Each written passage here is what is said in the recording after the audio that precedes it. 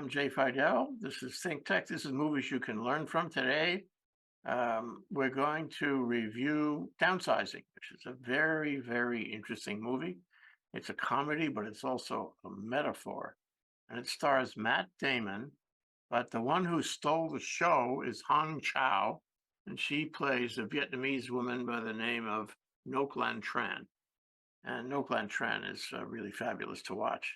It's a comedy, but it's a metaphor.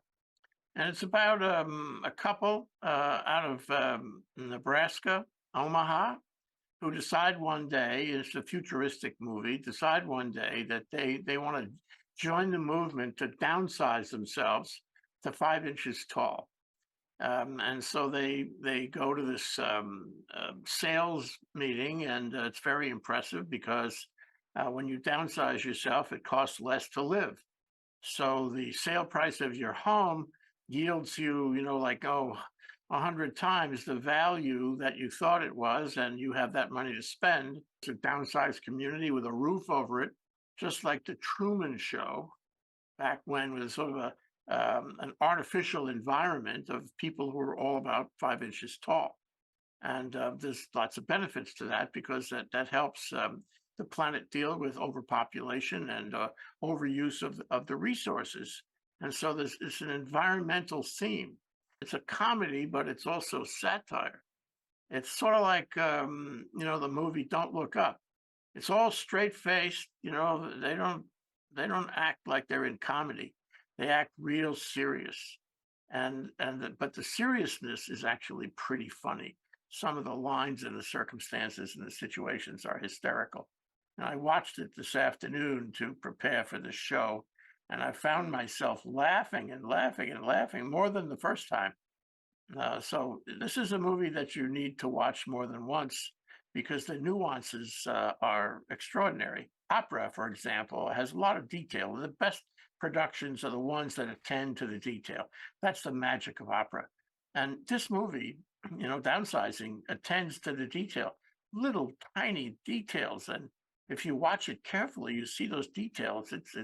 It's hysterical. For example, he goes into a waiting room where he's about to be downsized, and in the back of the waiting room is a rabbi with a long beard, payas.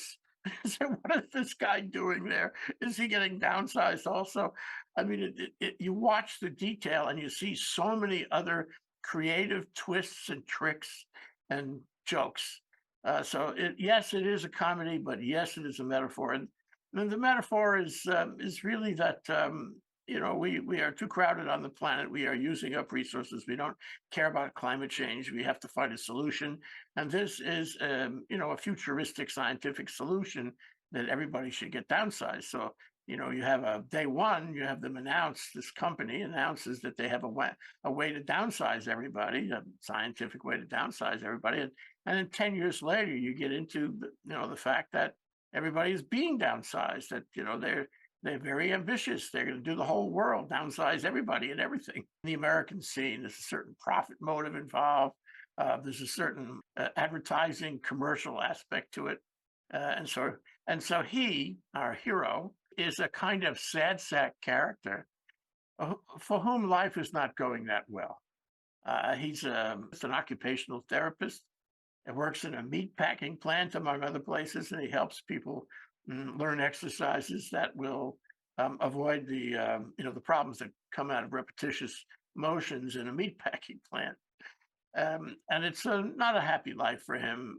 He's got a house that's too small, and it's getting old. It's the house he was born in Omaha, and his wife is a little sad sack too. And so they decide they're going to have a new life, and they're going to make their money worth much more in a downsized community.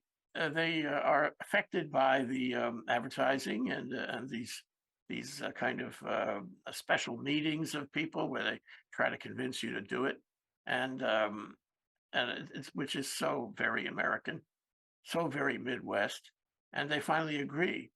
And what it involves is going through a process where they shave your whole body, where they take your teeth out, or at least the fillings in your teeth, because if they downsize you, the fillings would not be downsized and would blow up your head, which happens actually. in the movie, and and and let's see, and then when you come out the other side, they put the fillings back in your teeth, or they give you new teeth, and you're good as gold. And then you have a huge big house when you had a small one before, and you're living well. Your money has been multiplied many times over, and you're living well. And the places are very friendly and happy, and everybody there is pleased to be there. And all at 5 inches. It's a sort of extraordinary process. So he goes through the process. He winds up 5 inches tall the other side. And then he gets a call from his wife. His wife is telling him, she had second thoughts. When they started shaving her first eyebrow, she decided she wasn't going to have them shave her second one. So she backed out and she left the conversion center and went to the airport and went home. And she says, "I'm real sorry." He said, "You're sorry? I'm 5 inches tall and I can't reverse it. You," he calls her names and everything. But that's the end. That's the end of the marriage. And they wind up having this divorce, which is absurd, because she's, still regular height and he's 5 inches tall. And they're signing papers between the two of them to have this divorce. Kristen Wiig, Wiig, played the wife, Audrey. And what is interesting about it is that she has a very short role in the movie, because after she, backs out, she's not seen again. And you're really irritated that she left him high and dry that. So now he goes forward with this huge big house they gave him in Leisureville, and they gave him, well, cars to pick up. Like, you could take the car off the street and drive it around, and it's great. But he doesn't have a love interest anymore. He's essentially been divorced, and then you follow him in his adventure to meet women. He's getting more and more depressed until he meets this woman who is really an extraordinary character. Who, as I said, she arguably stole the movie. And he got bad reviews on this movie. That is Matt Damon. He got bad reviews. They called him a dud character because he's such a sad sack. And I disagree with that. I think the part called for a sad sack. It called for a slightly depressed guy who was confused in his life and who really, had trouble getting it together. And he played that role very well. Matt Damon is a great actor, and if you watch his moves in this movie, you will enjoy the way he played that. But arguably, this woman, Hong Chow, Milk Lock Tran, she did steal the movie. I don't know how they wrote the script for her. The dialogue is fantastic. It's like they took all the verbs out, and she's always looking deadpan serious at him and shouting everything to him. And she's like impossible. She's totally impossible about everything. But she's an idealist. She plays the role of a Vietnamese, and they punished her for being an activist and made her small. They used that technology to make her small. It was punishment, and she's stowed away in a TV along with dozens of other people. And it was a long trip to the United States inside the TV, and she wound up getting infected, and she lost a leg. So now this is a woman who is a kind of international hero for her activism, but who only has one leg. And she made some kind of device to walk on the leg, and it's really awful to watch her walk. Well, as I said, he was an occupational therapist, and he was skilled, and he is skilled in such devices. So that brings them together. And she's an idealist. She wants to help people. It's more important for her to help people than anything. And it's not completely aligned for him. He wants to help the environment, but he's not in the same exact place. She changes him. And all movies and plays and theatrical presentations do better when the characters are dynamic, where they change and you see them change in front of you. And that's what happens here to Matt Damon. He changes his view of the world, and you see that at the end, which I'll describe in a moment. And for her, she softens. He helps her. She's very hard as she enters the stage, so to speak. And he softens her, and he helps her with that awful, artificial leg that she has, and he gives her a peg leg because he didn't have time to give her a proper orthotic device. So what happens is she shows him how much she cares about people by taking him outside the balloon covered community, the Truman Show community, where there are actually poor people, and they're 5 inches tall also. And she's determined to help them because she's an activist and a complete idealist. And she enlists him to help her, and he does, and he changes. And the repartee, the colloquy between the two of them is absolutely fantastic. I don't, if they made him a more active character, which is, some of the reviewers wanted that. I don't think it would have worked as well. She does have to steal the show, and she does steal the show. And he's a good foil for her, and that's the way their relationship goes on screen. And you say to yourself, "This is really remarkable."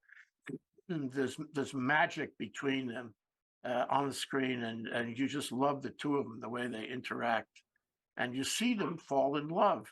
He's falling in love with this Vietnamese woman with one leg, who is completely different world, uh, than Nebraska, and she is brilliant, but also very hard, and the two of them find a way to each other. And the crunch comes essentially, at the end of the movie, where the crowd, which is led by a Swedish, of course, it has to be Scandinavian, scientist who invented this process in the first place, and he is leading everybody Pied Piper style into a special place where they can survive the deterioration of the environment. And anybody who wants to come can come. The others don't come. At first, Paul Sofronic wants to go with them because he's an environmental guy and he wants to participate in this save the race effort by the Swedish scientists, where they have to walk a long way and they come to this special place and they're going to survive there. But then he realizes that he does have a special affinity for the Vietnamese, and he turns back. And it's really funny. It's supposed to be an explosion at the entry to the tunnel that goes to this place. And they're all waiting for, the clock to strike a certain hour and the explosion to happen. And that'll seal the fate of those people who have walked into the tunnel and those people who are outside who prefer not to go down the tunnel here in Leisureville. Well, when the hour comes, there's a sound that we are now going to seal the tunnel, and you're going to hear an explosion, but you don't hear an explosion. It is really funny. You hear a rock, thud, thunk, and it comes down and covers. You got to see the movie. You must see the movie. There's so many little details like that that are hysterical. So it's thunk, no explosion at all, but it is sealed. And then they go off into the sunset together, and it's a lovely relationship, and his life is essentially saved by finding love. And it's an extraordinary thread between the two of them, where he would like to have sex with her, and she says, "You mean you want to fuck me, or you want to do a love fuck with me?" And finally, they decide that no, it's the love part they're going to do. I mean, that's a little, risque, but in fact, there was such humor, such vitality in that, such an expression of their relationship that I was just hysterical over it. Watching this was really a wonderful experience. So Matt Damon, Hung Chow, the Vietnamese character, Kristen Wiig, the wife who leaves him, who abandons him. There's a guy, Christopher Waltz, plays this real peculiar character who is his neighbor, and who is very European and fun-loving, has parties all the time. A really funny character who lends a certain additional dimension to the dynamics between the characters. There's Jason Sudeikis, who plays Dave Johnson, his friend, who entices him to become a small person. All the major characters in the movie are small people, 5 inches tall, and they all live in this artificial world, which has reality to it. Okay, a couple of other points I want to make. Um, this was actually, in my view, better than the Truman Show. I liked it more because the artificial world was something you could sort of slip into. There was so much detail, so much alternate reality that you actually felt you were living there with them. That's not the same as the Truman Show. The production values, the lighting, the sound, the way they moved on stage, the way they handled the dialogue, especially between the two principal characters, that was just terrific. The direction was fabulous. Um, and we have to look, just like in Don't Look Up, for these satires, is what are the movie makers really trying to tell us? In this case, they're trying to tell us, the world is not doing so well, and it's an American story, right? And people who live in Omaha, in the Midwest, people who are middle class or middle class struggling, I would say that's what he was. Um, they didn't get traction. They can't get traction in their lives. They're in a rat race job, and it's never going to work out for them. He had this character was supposed to have gone to medical school. His occupational therapist occupation was really second best, and he was locked into it. And it's an American story. And he was beyond. I guess the age they wanted to portray was in his 30s, um, and they wanted to portray somebody who was really dissatisfied with everything around him, and that's why he was so interested in becoming a small person, where this company was promising a better life. You say to yourself, "Gee, there must be a lot of people who would be attracted to the lifestyle that this company was proposing." And is it impossible to think that if this sort of thing happened, where you could distance yourself from a middle class, go nowhere life, that you wouldn't take it? Of course, this technology isn't coming anytime soon. But the notion was that if you could escape, maybe you would escape. And that's what attracted him. I think he was a sad sack character, but that was intentional. And the reviewers, Rotten Tomatoes, rated him low and said he was, a dud character. He wasn't a dud character, in my opinion. So the metaphor, there's always one when you have a movie like this, is similar to Don't Look Up. It's like the world is coming apart, and what can you do to do better? And what are the moral dilemmas you're faced with in making the choice of doing better? Because sometimes, as in the case of the little people and the Swedish scientist, alternative reality, it may not be what you expect. But there was the abiding, love interest between Matt Damon and Hong Chow, and that was an extraordinary relationship, extraordinary characters, especially her, that carried it and that showed you something about what is really, really important, what is important to her, which was helping people more than anything, and where he learned that from her, and the love brought them together to learn that together, to help people. But there was a message there that you had to think about, movies you can learn from, movies you can think about. And I think those kinds of movies are really the best ones, especially in these times when there's a lot of people stuck in that rat race. And we should appreciate what it is for them. And the movie did show you what it is for them, and to show you how attractive it can be to find a solution to get out of that rat race. The other thing is that this relationship was, completely unracial. I mean, he was swept off his feet by this woman who could hardly speak English. She didn't know a verb from a verb, and you had to really listen carefully to her quote Vietnamese accent. But it endeared her to him, and it endeared us to her, because this was, completely. Here's a guy from, Omaha, and he probably never met in the character. He probably never met an Asian before, and now he's absolutely head over heels in a very subtle way with this Asian, and she probably never met or at least had relationships with Hollies, and she also was taken, and so this was a multi-racial, multi-ethnic, multicultural love affair that swept you, and so that's a value to me to see that happen and see it played so well.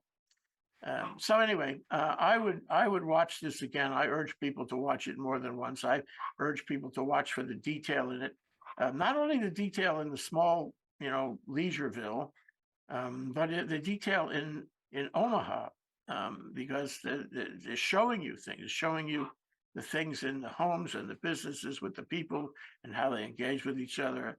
There were parties and groupings and sales talks and all that. An American story. So you learn what an American story is like in Omaha and how people react to this and what might be appealing to them. Anyway, I give it a 10 because I feel that Rotten Tomatoes is wrong. Not the only time I felt that Rotten Tomatoes was wrong, and I learned a lot from this movie. And more than that, I enjoyed myself a lot. Second time, much more than the first. Everybody's watching me laugh my britches off while I was watching. I couldn't understand what was so funny about it because I had my headset on. But it is very, very funny. Thank you very much for listening to my review of Downsizing, and we'll see you next time. Aloha.